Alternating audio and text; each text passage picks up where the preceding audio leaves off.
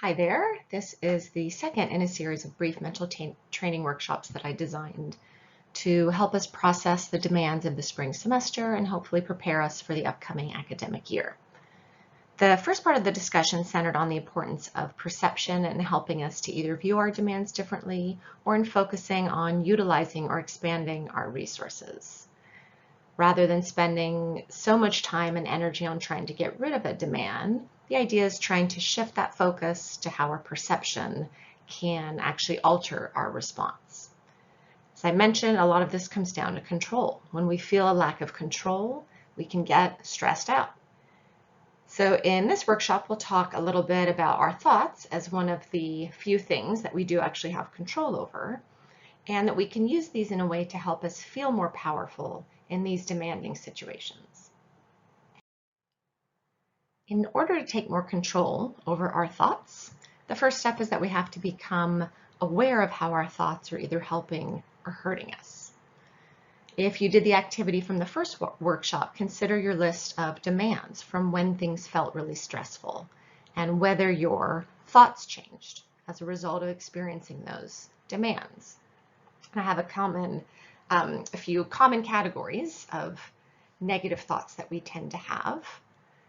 One of them we can place in this category of pessimism.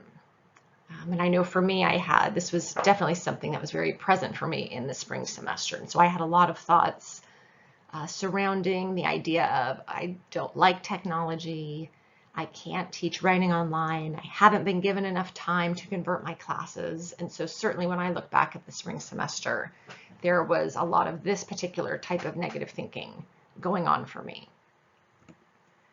Some individuals practice self-handicapping, and this is when we verbalize excuses to try and explain some type of anticipated failure that you think is on its way. And so this might be something where you're thinking there is just no way I can get this paper done because I have a job, I've picked up extra hours this week, or I have two things on one day. So there's just no way I'm going to be able to complete both of these things.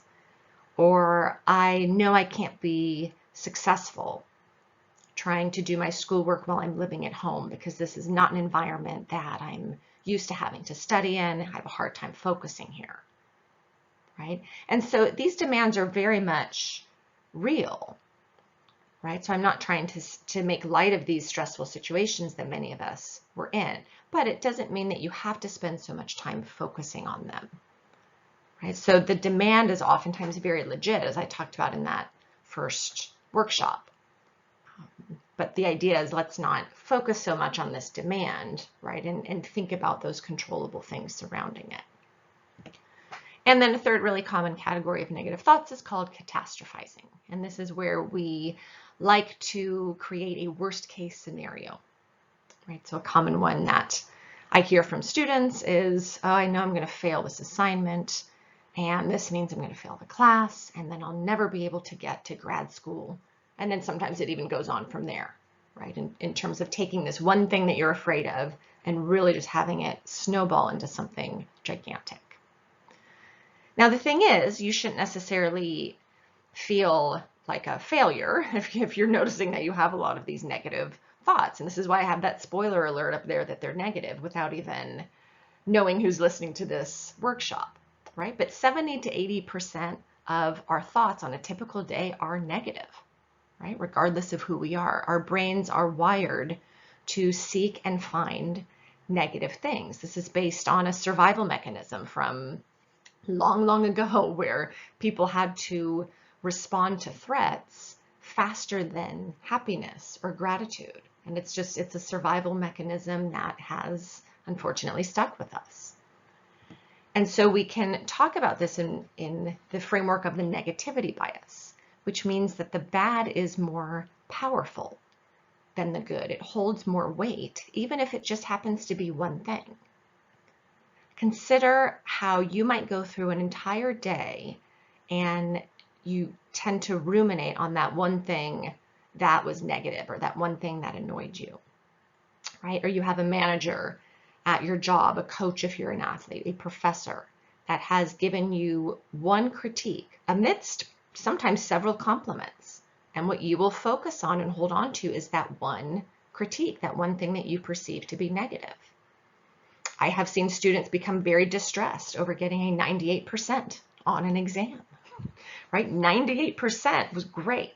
And you had 2% where you made a mistake or got something wrong. And that is where we tend to put our focus, right? So it's an incredibly common thing that all of us experience.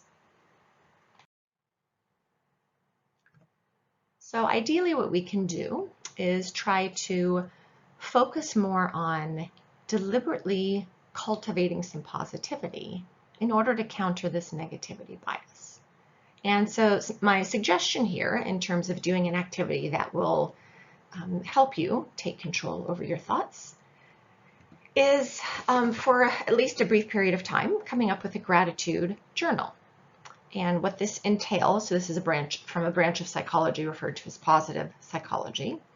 You write down 3 good things that happened to you that day at the end of the night before you go to bed. And these do not have to be monumental good things that happened to you. This could be something like having one of those laugh out loud moments with a friend or a family member, hearing a song that brings back a memory, checking something off of a to-do list. I know that sometimes for me, trying to think about a day that felt particularly negative, sometimes it was just a matter of a good thing is that I didn't have to wait until the very end of the night in order to shower. I was able to do that right after I exercised in the morning or something like that. It is important that you do this every day for at least a 2-week period in order to see the most positive change happen. And so this has been shown both in research and just in anecdotally talking to people who go through this. Doesn't mean you have to do it forever, every day. Some people choose to do it forever. For me, I tend to just use this gratitude journal at times that feel particularly stressful, like what's going on right now. And then the third part of this is that it does have to be written down. And so it's not going to have as strong of an impact if these are just things that you are thinking about on a daily basis or even telling someone else about. The writing process is really critical here. And it can be challenging. Sometimes it is a pain. You get to the end of the night, you're tired, you just want to go to bed. And so recognizing it doesn't take that long, but to really think about if you can invest a 2-week period in this. Literally every single person that I've talked to who has done this has noticed something really positive coming from it. And so the idea is if you get used to this habit more of recognizing good things throughout your day, it tends to really affect all of your performances, whether this is as a student, in your job, if you happen to be an athlete, even just in terms of your relationships with other people.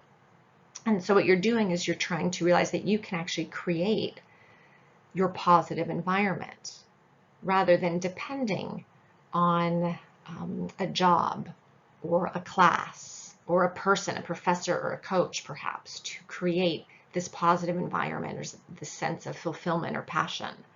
And so we tend to give too much control to these external things instead of really seeing some possibility, seeing some inspiration despite your circumstances. And now all of a sudden this gives you back a feeling of some power and control. Focusing on what is going right deserves just as much attention as what feels wrong, right? Again, we don't tend to do this though because of that negativity bias. And this doesn't mean we have to ignore things that don't feel good, right? It's important to pay attention to a mistake that we might make on an assignment, right? Or in a sporting event or something like that. It's important to recognize if we're feeling sadness or anger, right? But it doesn't have to be at the cost of noticing what is good, right? So the main idea is just trying to engage in some thoughts and some activities to try and balance out that negativity bias.